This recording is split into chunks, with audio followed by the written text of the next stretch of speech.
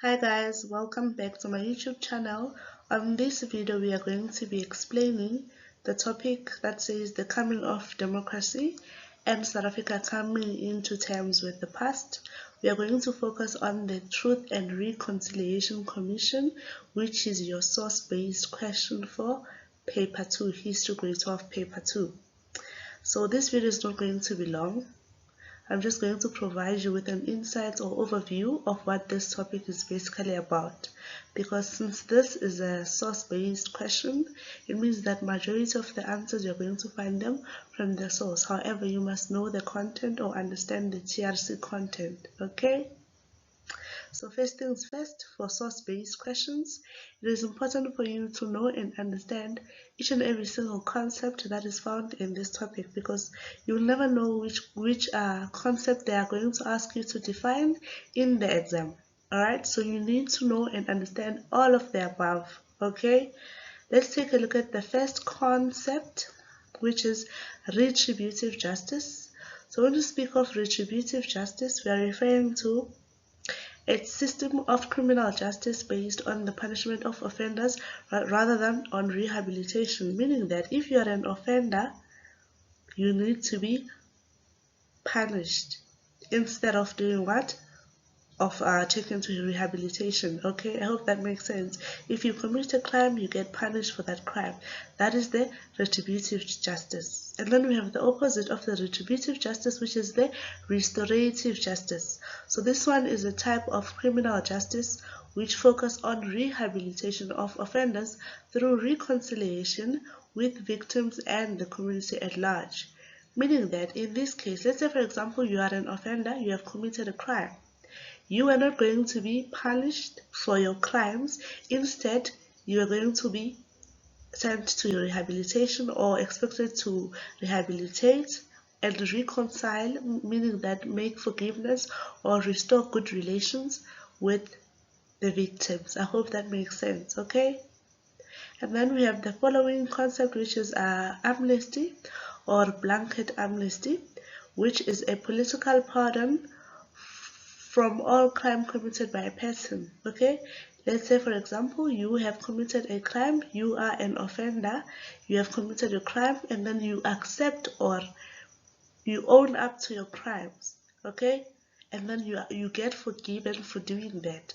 We refer to that as an amnesty or blanket amnesty. Okay, you will be expected to define it, so you must know what each concept means.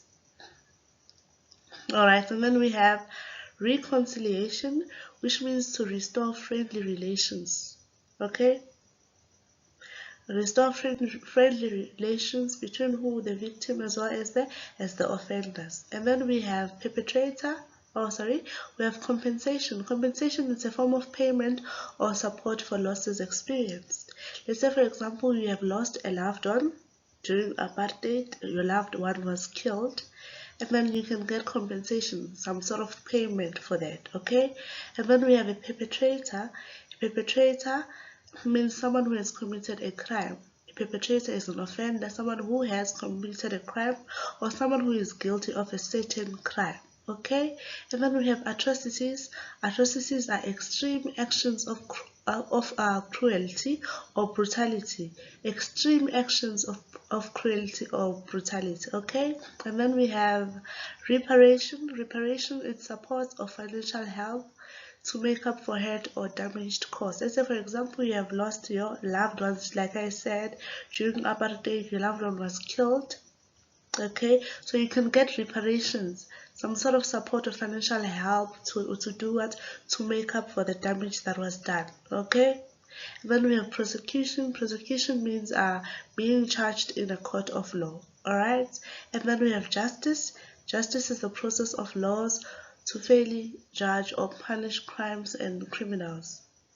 So the point that I'm trying to make in this slide is that you must know each and every single concept that you come across in this topic, the Truth and Reconciliation Commission. You might be asked to define a traitor. You need to know how to define that. You might be asked to define what retributive justice is. You need to know. And I have provided you with the definitions here. All you have to do is to study them, make sure that you understand them. Alright? Now, let us move on to the next slide. Previously, in the previous slide, we spoke of atrocities, which is extreme cruelty and brutality done on others. So here is an example of what? Of these atrocities that were done during the apartheid regime or during the apartheid system. Okay, in this case, who are the perpetrators? I'm sure you know who are the perpetrators. And then if these perpetrators come to the state or to the government and say, yes, I have committed a crime, I have killed unarmed children and did this and that, I have committed atrocities, what is it that they were going to give these perpetrators? It's a what? It's an amnesty. Remember, a political pardon for crimes committed. And then let's say, for example, you are a black person who has lost a loved one in a brutal way. What is it that you are going to get in return? You are going to get compensation or reparations, okay? And then, since these perpetrators or these offenders had committed all of these atrocities, which type of justice was going to be given to these perpetrators? Is it retributive or restorative justice? In our context, in South Africa, if you said restorative justice, then you are correct, okay? So this is how these definitions come to life in this topic. So you must understand them. Okay, let's move on. Yes, these are some of the what you call the atrocities that were done during the apartheid system. All right. Okay. Now let's find out as to what was this Truth and Reconciliation. So, in the negotiations leading to 1994 elections, the ANC and the National Party agreed on the creation of a commission to investigate the apartheid-era crimes. Remember, the topic is to coming of democracy in South Africa, which was a lengthy process. So the ANC as well as the National Party sat together and decided that we need to find a body or a commission that is going to investigate the apartheid-era crimes, the crimes that were done during apartheid. So this was a commission set up to investigate gross human rights violations, killing, abduction, torture, and severe ill treatment that occurred in South Africa during 1960 to 1994 under the apartheid regime. Just like I showed you in the previous slide, those are examples of what? Human rights, gross human rights violation, killing and abduction, torture done on black people. Alright, so the Government of National Unity established the Truth and Reconciliation Commission under the chairmanship of Archbishop Desmond Tutu. So the main purpose of this Truth and Reconciliation Commission was to investigate apartheid era crimes. So they couldn't move to the democracy that we have today without having to do what? To unpack or look at the crimes that were committed by the perpetrators during the apartheid regime. I hope that makes sense. Okay. Now let us look at the reasons of the TRC. What was the aim?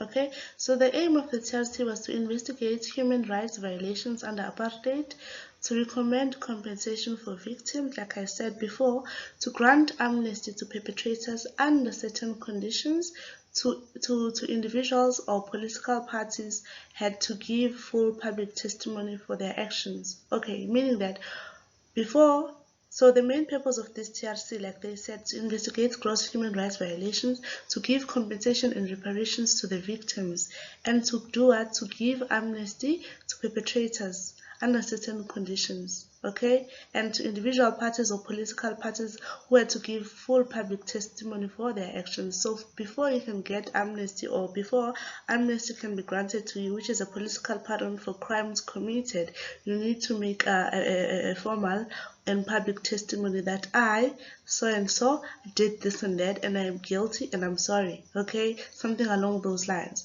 So as you can see from this visual representation, this is what basically the Truth and Reconciliation was about.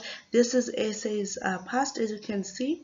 The house is dark. What does that indicate? It indicates that SA's past is dark and gruesome because gross human rights violations were happening during the apartheid regime. Okay, so the Truth and Reconciliation Commission, as a form of light, is trying to bring light into this darkness and help people or victims who were very severely offended during this period to reconcile. We can say that. All right, let's move on now. These types of justice that we mentioned before, the retributive justice, this one focuses on punishment and revenge.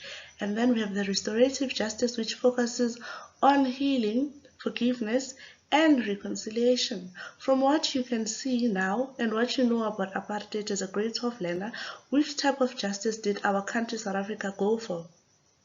Definitely restorative justice, because they focused on not on healing, forgiveness, and reconciliation, because we are the rainbow nation.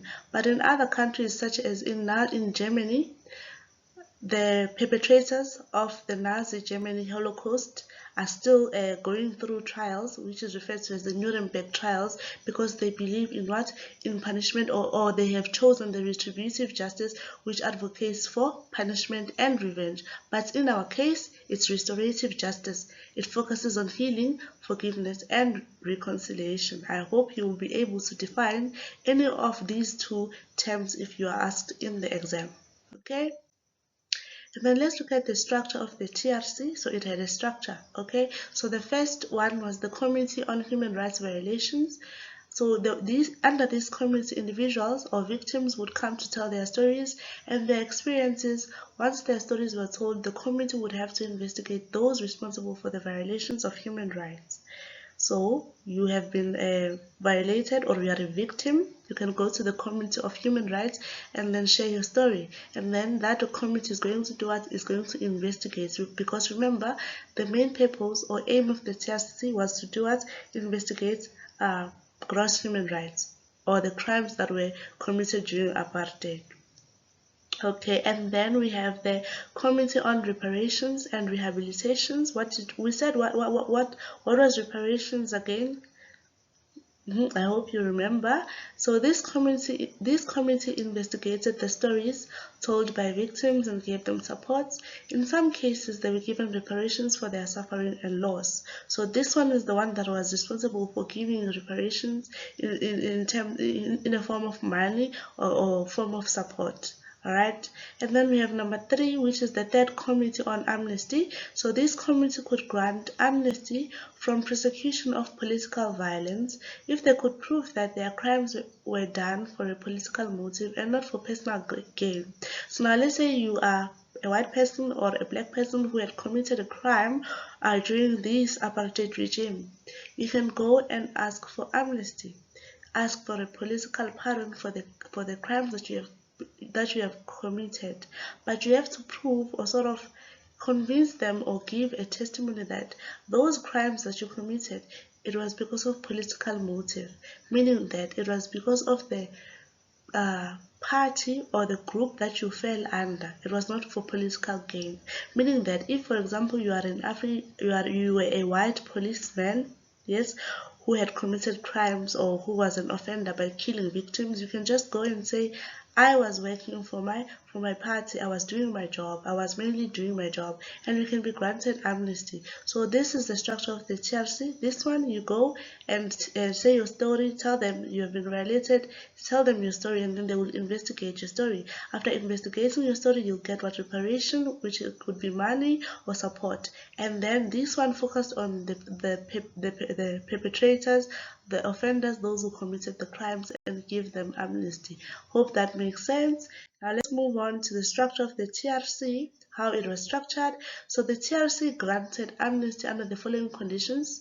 The perpetrator had to apply for conditional amnesty. You needed to apply. You wouldn't just wake up and go and say, I want amnesty. You were supposed to apply for it. Perpetrators had to tell the whole truth of their crimes against humanity. You need to be honest. Perpetrators had to prove that their crimes were politically motivated. You needed to prove that. Like I said, if you are a policeman, a white policeman, who was guilty or who had committed those crimes. You needed to prove that those crimes were politically motivated because you were just doing your job for your party or for your government, okay? So no remorse was needed. You wouldn't just come there and say, hey, I'm sorry, I did this and that. No, no remorse was needed. You are not going to be granted amnesty if you just go there and start sobbing and stuff, okay? I hope that makes sense.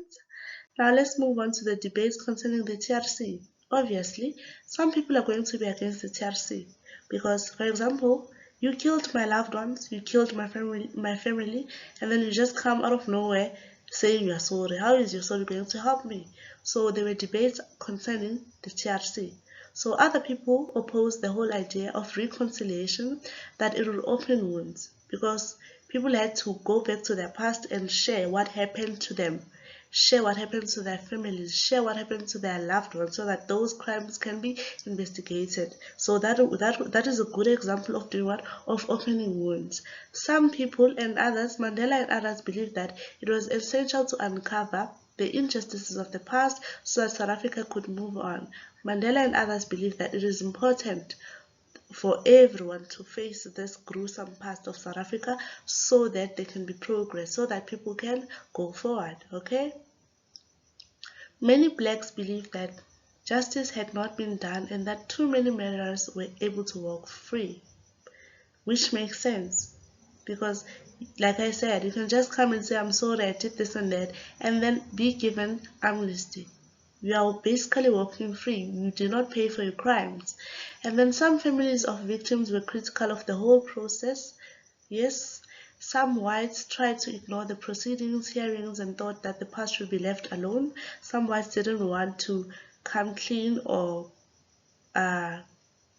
say a testimony of what they had done before. They felt like the past should be left there. The bygones should be the bygones. Okay? And then some believed that there should be war crimes like Nuremberg trial, meaning that some believed that there was supposed to be retributive justice whereby perpetrators or the offenders pay for the crimes that they have committed. So those are the debates concerning the TRC. Alright? Moving on to the issues of reparations, meaning that those very same reparations that we spoke about had issues. So at the time of the closing of the TRC in 1988, only 1,000 reparations had been approved, while more than 25,000 remained unprocessed. Victims who were awarded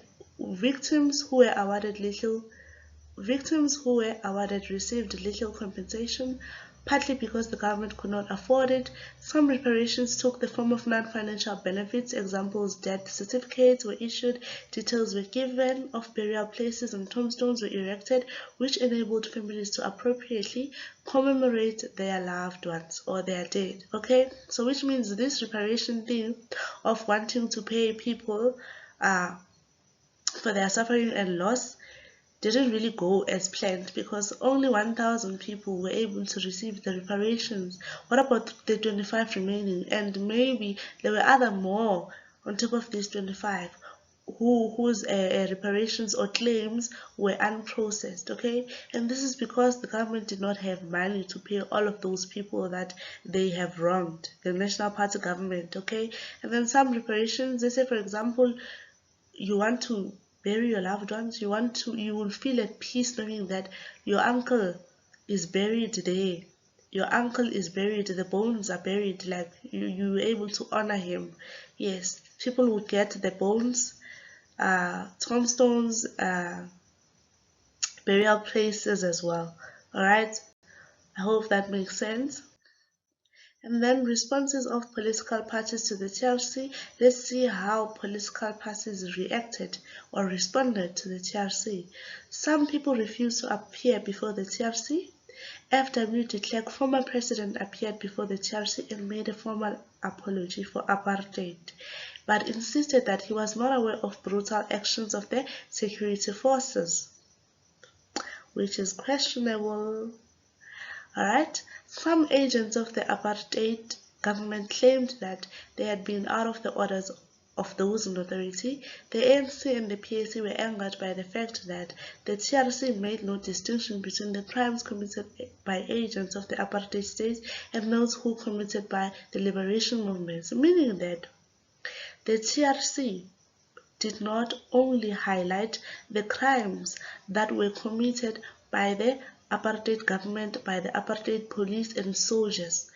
They also included the crimes that were committed by the ANC as well as the PAC or the liberation movements, crimes committed by black people as they were fighting or resisting to try and find freedom. So the ANC and the PAC did not like that what was done by white people is compared to what black people did, what liberation movements did in order to defend themselves and fight for their freedom. Alright, so this was the response, and then the president F.W. de Klerk apologized and said that he was not aware that the police were doing that. The security forces were declaring states of emergency, killing people, killing unarmed children and stuff. Okay, now let's move on to the findings of the TRC. What did the TRC find? So the TRC presented its interim report to President Mandela in October 1998. The final report, which included outstanding amnesty applications decision, was presented in April 2003, meaning that there were other perpetrators who did not do what? Apply for amnesty. In its report, the TRC concluded that the National Party under P.W. Botha was responsible for the atrocities committed during the apartheid era. The TRC also found the ANC guilty of human rights violations within the country and beyond its borders. The TRC did not set out to achieve reconciliation but to start the process. Moving on to the successes and failures of the TRC. So let's look at the successes. They were able to provide closure and some healings for people. The perpetrators told the truth. This helped to bring closure to the victims or survivors of apartheid. Remains of victims were found and proper burials were done. So this was the successes after the TRC investigated the gross human rights violations. And then these were the failures. Many victims could not forgive those who committed the crimes. Victims were against the amnesties, which makes sense. Not everyone who committed the crime applied for amnesty, like I said. So these were the successes and the failures. Now let's look at this. For this question, the Truth and Reconciliation Commission, you will always find a case study.